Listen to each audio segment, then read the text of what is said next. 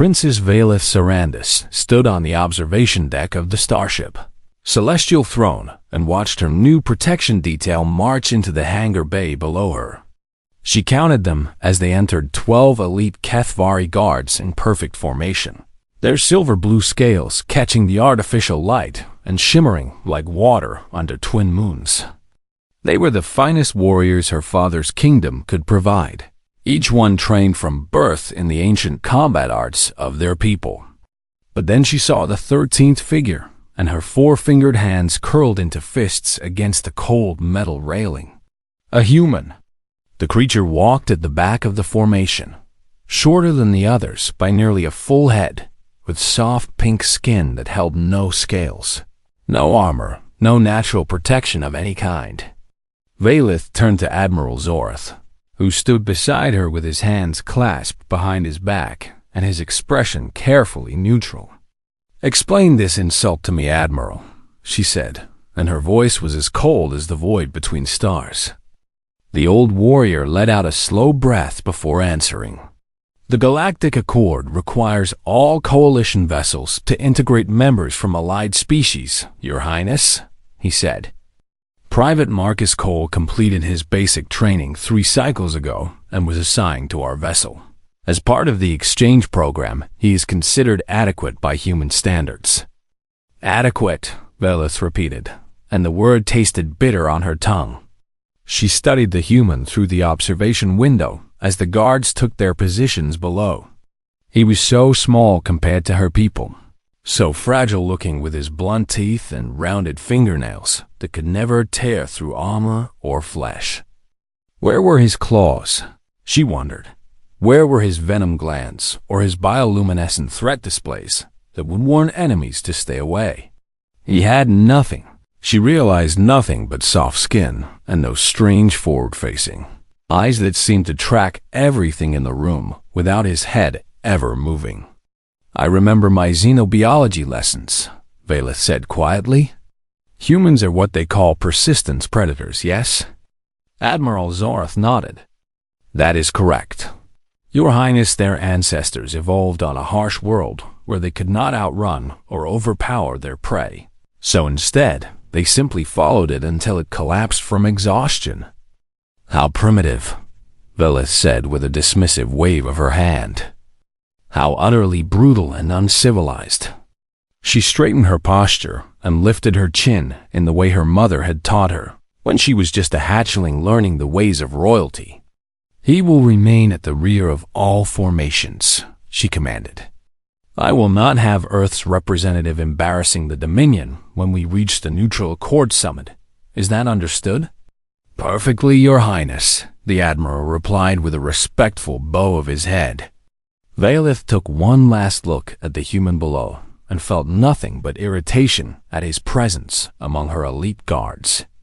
What she did not notice, what no one on that observation deck noticed, was the way Private Marcus Cole had already catalogued every exit in the hangar bay. His eyes had measured every shadow where an enemy might hide, calculated the distance to every piece of cover, and identified the 3 fastest routes to the princess's position if danger should arise. He stood perfectly still at the back of the formation, his face revealing nothing, his body relaxed but ready to explode into motion at the first sign of threat. The other guards ignored him completely, seeing only a small, soft creature who did not belong among true warriors. They did not see the predator hiding behind those calm brown eyes. 3 hours later, the Celestial Throne docked at Station Meridian for the diplomatic summit that would bring together representatives from 40 different star systems. Valeth walked through the crowded corridors of the station with her guards surrounding her in a protective formation, their weapons visible at their hips as a warning to anyone who might consider approaching without permission. Cole shuffled along at the back of the group, his plain gray uniform a stark contrast to the gleaming ceremonial armor of the Kethvari warriors. Diplomats and merchants from a dozen species filled the station's main promenade, their voices creating a constant buzz of conversation in languages that the universal translators could barely keep up with. Valeth smiled and nodded at those who greeted her, playing the role of gracious princess, even as she counted the hours until she could return to her private quarters. Then she saw the Vexian delegation approaching from the opposite end of the corridor, and her smile became fixed and false. The Vexians were nightmares given form, massive creatures that stood nearly 3 meters tall, with 8 gleaming eyes arranged in a circle around their wedge-shaped heads and arms that ended in claws, capable of shearing through starship hulls.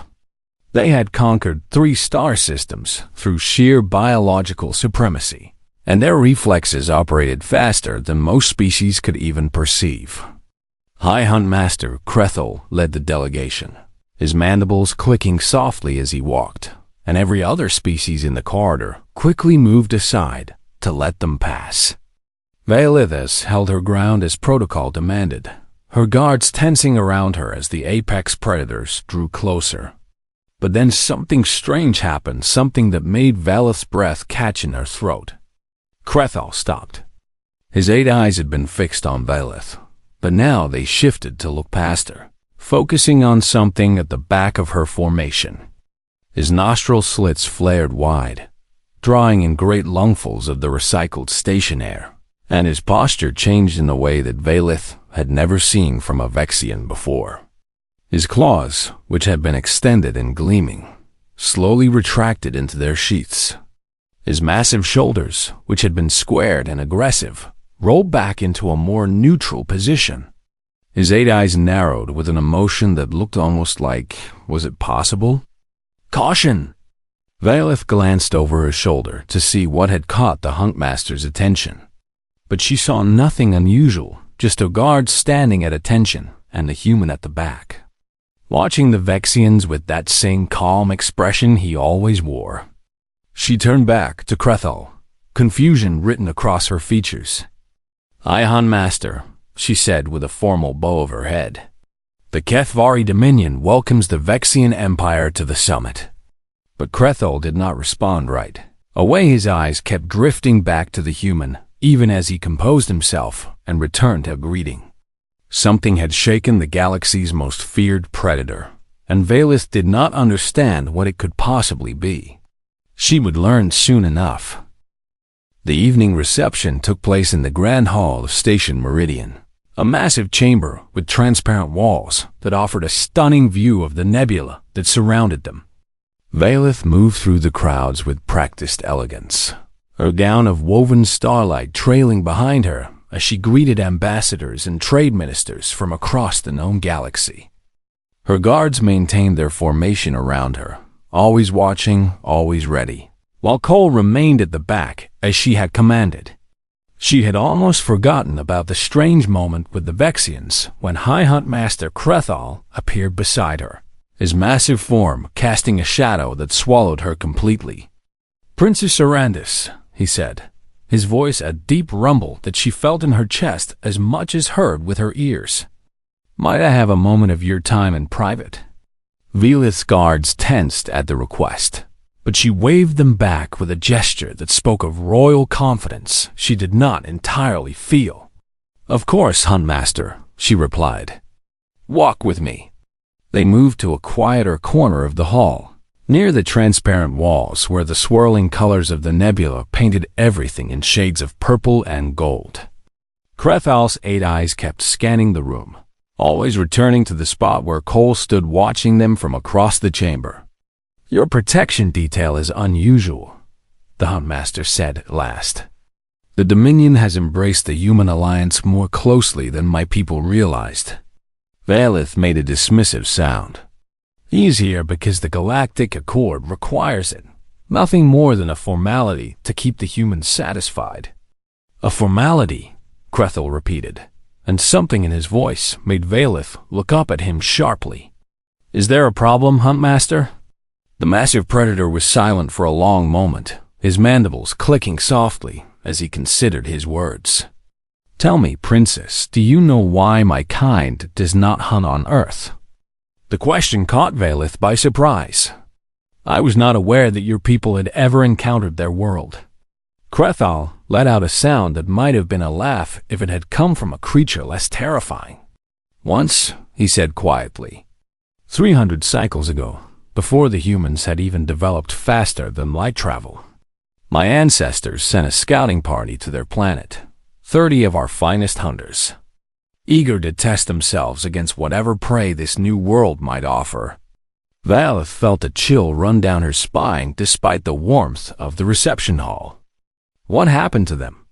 We lost contact within 2 planetary rotations. Krethal's voice dropped even lower, as if he feared being overheard. When the rescue team finally arrived, they found only messages warnings carved into our hunter's own chitin. His claws flexed unconsciously at the memory, scraping against each other with a sound like knives being sharpened. The humans had no technology, no weapons beyond sharpened sticks and stones, no armor or vehicles or anything that should have threatened our people, he continued. But they had something else, something my ancestors had never encountered before. What? Valeth whispered. Patience. The word hung in the air between them like a death sentence. The humans did not try to fight our hunters directly. They knew they could not win such a battle. Instead, they followed them. Day after day, night after night. They tracked our people through forests and across plains, never stopping, never resting. Just walking and walking and walking until our hunters' hearts burst from exhaustion. Veleth's mouth had gone dry. That is impossible. Vexians are the fastest species in the known galaxy. In short bursts, yes, Krethel agreed. We can outrun anything over a short distance. But the humans did not need to be faster. They only needed to be relentless. They followed our hunters' heat signatures, tracked their footprints, found them every time they stopped to rest. And when our people finally collapsed, too exhausted to fight back, the humans finished them with those primitive weapons. He turned to face her directly, all 8 eyes fixed on her face. We do not acknowledge this history officially, he said. It is considered a shameful defeat that should never have happened. But we remember, Princess, every Vexian child is taught to recognize the signs of a persistent predator, and we are taught to never ever underestimate them. His gaze shifted once more to Cole. That one has the stillness, Krethel said. I saw it the moment I entered the corridor. He was not nervous, not excited, not afraid. He simply watched and waited, like a predator who knows that time is on his side. I strongly recommend that you start paying attention to what you have walking behind you. Before Valeth could respond, the Huntmaster turned and walked away, his delegation falling into formation around him as he disappeared into the crowd. Valeth stood alone by the transparent wall, her mind racing with everything she had just learned. She looked across the chamber at Cole, trying to see him with new eyes. He stood exactly where she had last seen him, his hands clasped loosely in front of him, his expression calm and watchful. A Darvexian waiter was moving through the crowd nearby, carrying a tray of drinks toward the Kethvari ambassador's position. Cole's eyes tracked the waiter's movements, and something in his posture shifted, a slight tension in his shoulders, a subtle change in his weight distribution. Contact left, he said, his voice quiet but clear enough for Valeth to hear even from across the room. He was not shouting, not panicking, not drawing attention to himself, just passing information like it was the most natural thing in the world. Veleth's head snapped toward the Dorvexian waiter just in time to see the slight bulge beneath his uniform, the way his hands trembled around the edges of the tray, the hatred burning in his eyes as he approached the ambassador. Guards! She screamed, but it was already too late. The waiter had drawn his weapon. The next 3 seconds happened so fast that Veleth's mind could barely process them. The assassin raised his plasma pistol toward the ambassador. Cole moved. He crossed the distance between them faster than Valeth would have believed possible, his body a blur of motion as he tackled a nearby diplomat out of the line of fire and threw a metal serving platter at the assassin's face. The platter struck the Darvexian's wrist just as he fired, sending the plasma bolt screaming past the ambassador's head and into the ceiling. Then, The station's alarms began to wail, and chaos erupted throughout the grand hall. Emergency bulkheads slammed down from the ceiling, dividing the massive chamber into isolated sections. Vaelith found herself trapped in a small corridor with Cole and two of her wounded guards, cut off from help as the sounds of screaming and weapons fire echoed through the walls around them. The attack on Station Meridian had begun, and the long night was just getting started. The emergency lighting cast everything in shades of red as Vaelith pressed her back against the cold metal wall and tried to slow her racing hearts. The corridor was small and cramped, barely wide enough for 3 people to stand side by side, with heavy bulkheads sealing both ends. Her 2 remaining guards, Torek and Vashin, lay slumped against the wall nearby, their silver-blue scales stained, dark with blood from the wounds they had taken when the first wave of attackers swept through the grand hall. And standing in the center of the corridor, checking the seals on the bulkheads with calm efficiency, was Private Marcus Cole. "We need to wait for rescue," Vaelith said, forcing authority into her voice despite the fear that coiled tight in her chest. "My father's fleet will send soldiers to extract us." Cole turned to look at her, and something in his expression made her words die in her throat. "Negative, Your Highness," he said quietly. "I monitored the station's communication array before it went down. Your fleet is 12 hours out at minimum burn. The attackers are breaching sectors systematically, and based on their pattern, they will reach our position in approximately 6 hours. Then we hold this position until this position is not defensible." Cole interrupted, and Vaelith felt a flash of anger at being spoken to this way by a mere recruit. The bulkheads are designed to contain atmospheric breaches, not determined attackers with plasma cutters. We have 2 wounded guards, limited weapons, and no supplies. He moved to check on Torek and Vashin, his hands surprisingly gentle as he examined their injuries and applied pressure bandages from the small med kit on his belt. "What do you suggest then?" Vaelith demanded. "We cannot fight our way through an entire terrorist cell." Cole looked up at her, and for the first time since she had met him, she saw something dangerous flash behind those calm brown eyes. "We do not wait," he said. "We move and we keep moving, and we make them regret every step they take following us." He helped Torek to his feet, slinging the guard's arm over his shoulder to support his weight. "There is a maintenance access panel behind you. Your Highness, the ventilation system connects to the service corridors on the lower level, which should still be clear of hostile forces."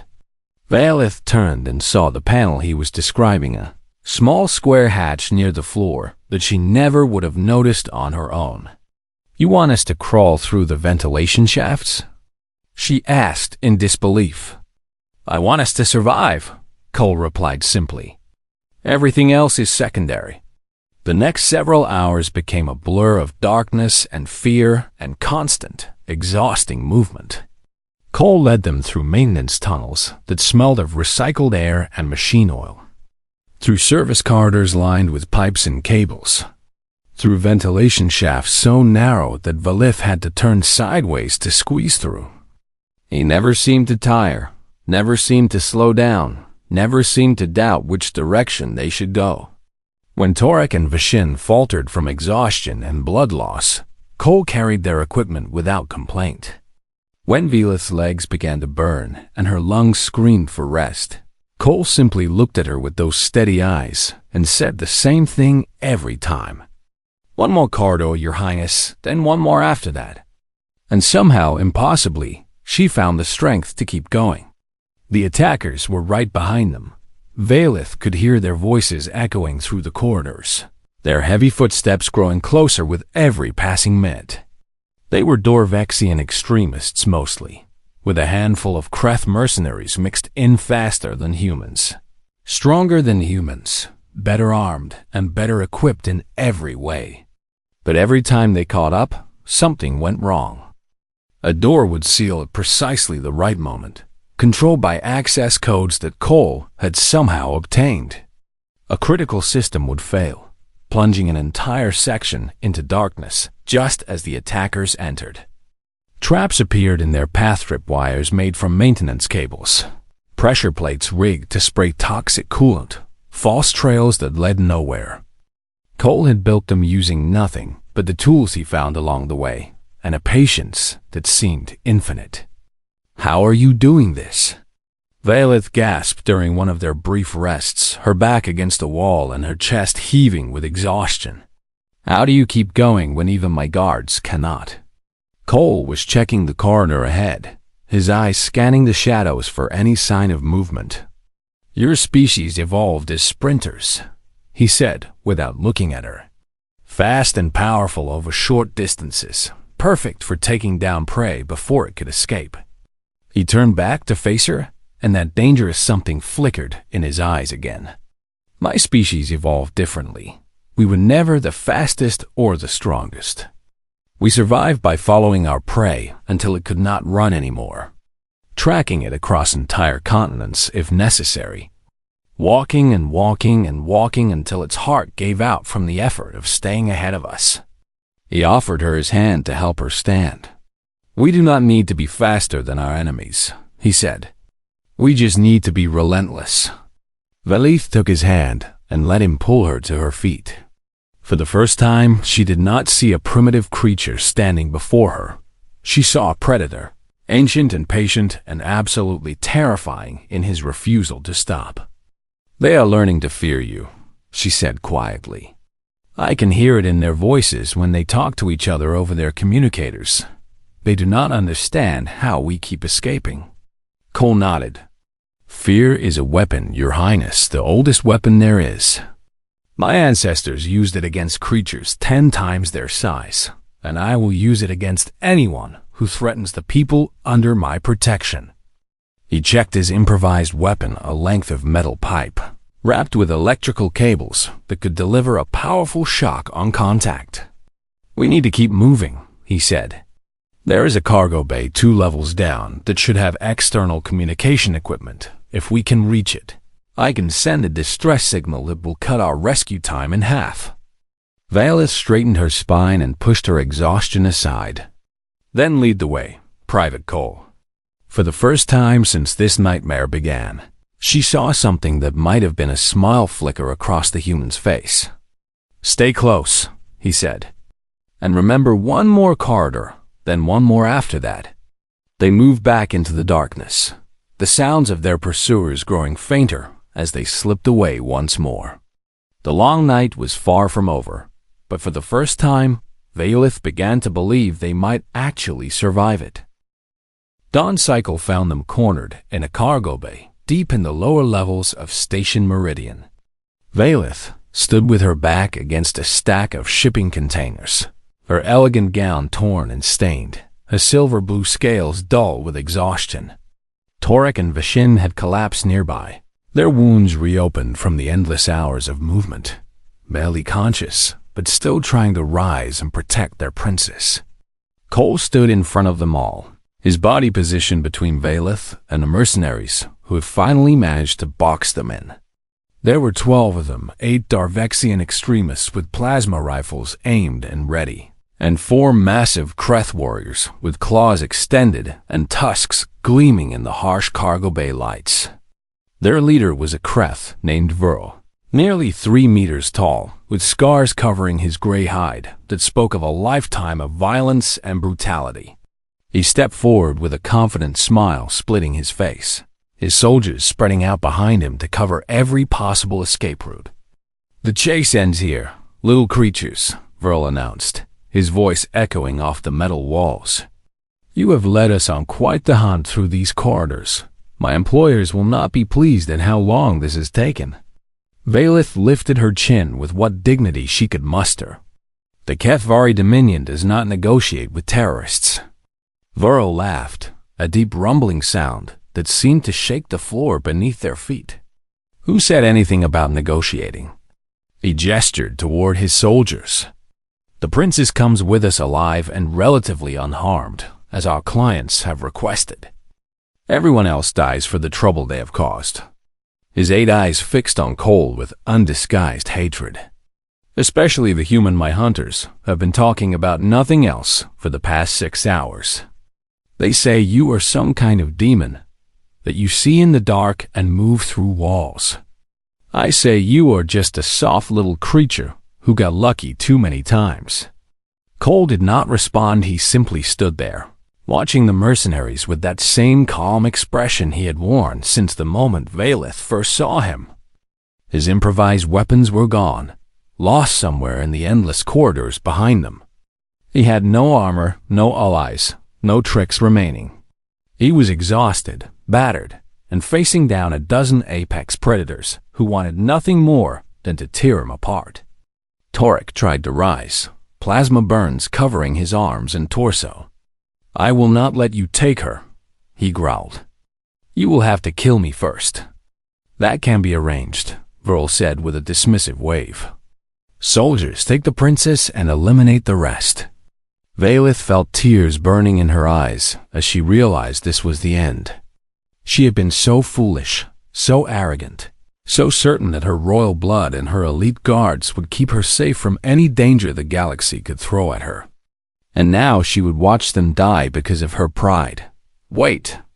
The word was quiet, barely more than a whisper, but somehow it cut through the tension in the cargo bay like a blade. Cole stepped forward, placing himself directly between Vril and Valeth. The Kreth mercenary looked down at him with amusement. "You have something to say, little human?" "The princess stays here," Cole said. "If you want her, you come through me." Vor's laughter filled the cargo bay, and his soldiers joined in a chorus of mockery directed at the small, soft creature who dared to challenge them. "You can barely stand," the mercenary leader said. "You have no weapons, no armor, no claws or fangs or anything that could possibly threaten us. What do you think you can do against 12 trained killers?" Cole did not answer with words. Instead, he simply looked at them, each one in turn, his eyes meeting theirs and holding for just a moment before moving on to the next. And something in that look made the laughter begin to die. It was the look of a creature who had spent millions of years learning exactly how to end things.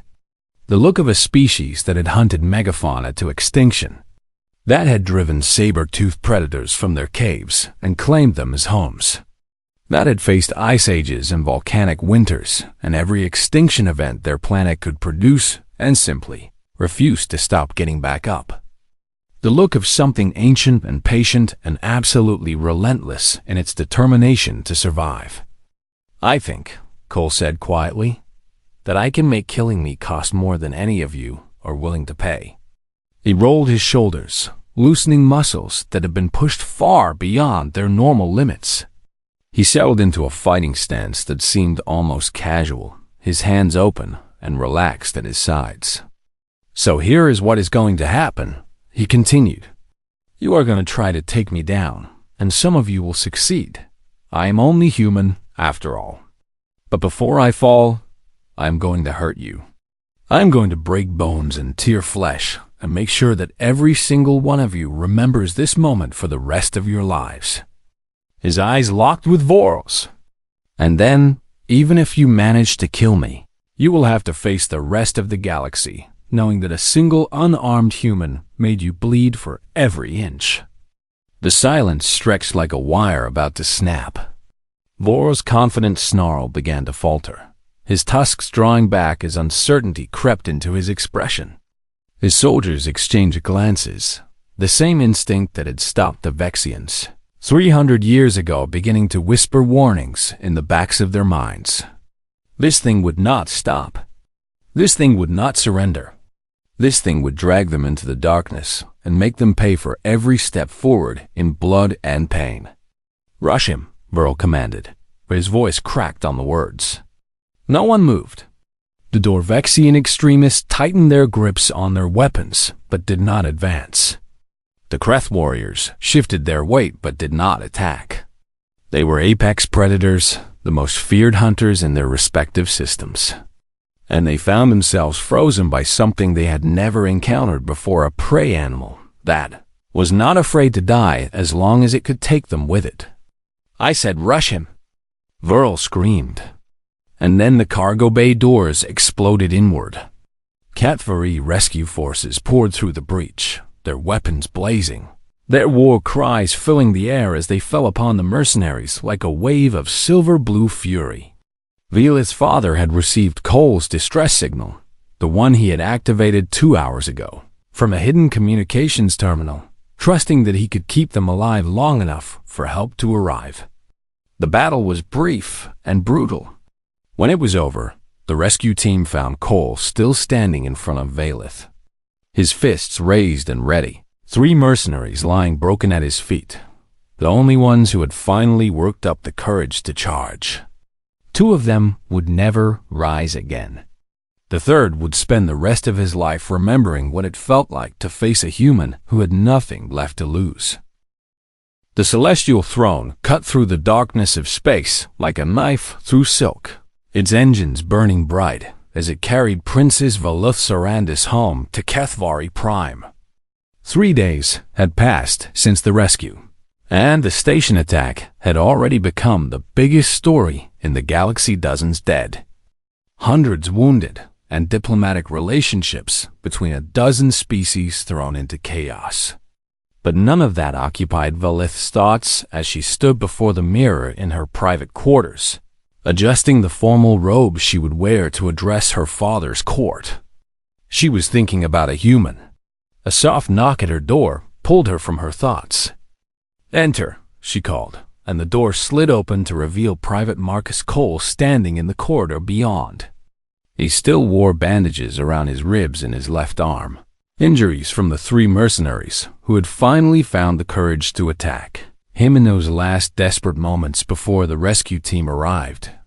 The medical staff had told her that he should be in bed recovering, that his body needed rest after being pushed so far beyond its limits. But here he stood, answering her summons without complaint. "You wanted to see me, Your Highness?" he asked. Velith gestured for him to enter, and the door closed behind him with a soft hiss. For a long moment, she simply looked at him, this strange creature who had turned everything she thought she knew about the galaxy upside down. "I spoke with High Huntmaster Krethal before we departed Station Meridian," she said at last. "He came to my quarters personally to pay his respects, a great honor from a Vexian." Cole's expression remained neutral. "I hope the conversation was productive, Your Highness." "It was illuminating," Velith replied. "He told me more about the Vexian expedition to Earth 300 years ago, details that are not included in any official history." She moved to a small table near the viewing window and poured 2 glasses of crystal wine from a decanter. 30 hunters," she said, handing 1 glass to Cole. "The finest warriors the Vexian Empire had ever produced, armed with technology that should have made them unstoppable." Cole accepted the glass but did not drink. "I know the story, Your Highness." "Then you know what happened to them," Velith continued. "Your ancestors, humans who had never even conceived of space travel, killed them with sharpened sticks and rocks. They tracked them through forests for days without stopping, ran them until their hearts exploded from exhaustion, and carved warnings into their own chitin to send a message to anyone who might follow." She set down her glass and turned to face him directly. "Krethal told me that his people still tell stories about that expedition," she said. "They tell them to their children late at night when they want to teach them about the dangers that exist in the universe. They call your kind the Endless Hunters, the creatures who never stop, never tire, never give up." Cole finally took a sip of his wine. "We are not proud of everything our species has done, Your Highness. Our history is full of violence and cruelty. But that is exactly my point," Velith said. "You survived.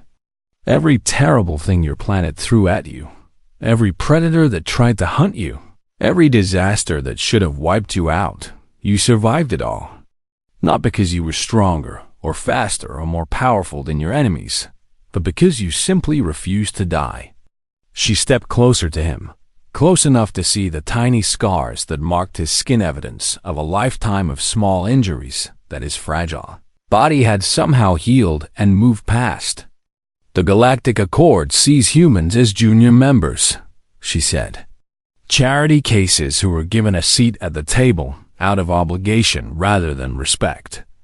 They look at your short lives and your soft bodies and your lack of natural weapons, and they think you are prey.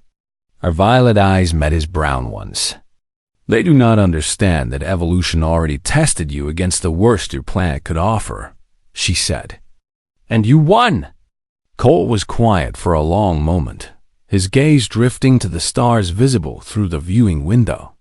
We survived, he said finally. That is different from winning, is it? Valith reached up and removed a sigil from her collar, a small metal emblem bearing the personal crest of House Sarandis. I watched you stand against 12 armed killers with nothing but your bare hands and your absolute refusal to back down. I watched apex predators freeze in their tracks because something in their instincts told them that attacking you would cost more than they could afford to pay. She pressed the sigil into his palm and closed his fingers around it. When we reach Prime, you will be transferred to the Royal Guard, she said. Not as a token representative, not as a formality to satisfy the Accord as an instructor. I want you to teach my people what it means to be relentless. Cole looked down at the sigil in his hand, then back up at the princess who had once dismissed him as an embarrassment. Your Highness, he said slowly, I am just a recruit.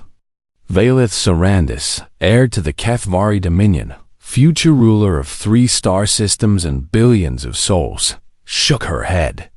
No, Private Cole, she said. You never were. She turned back to the viewing window, where the distant stars burned like diamonds scattered across black velvet. The galaxy is changing, she said quietly.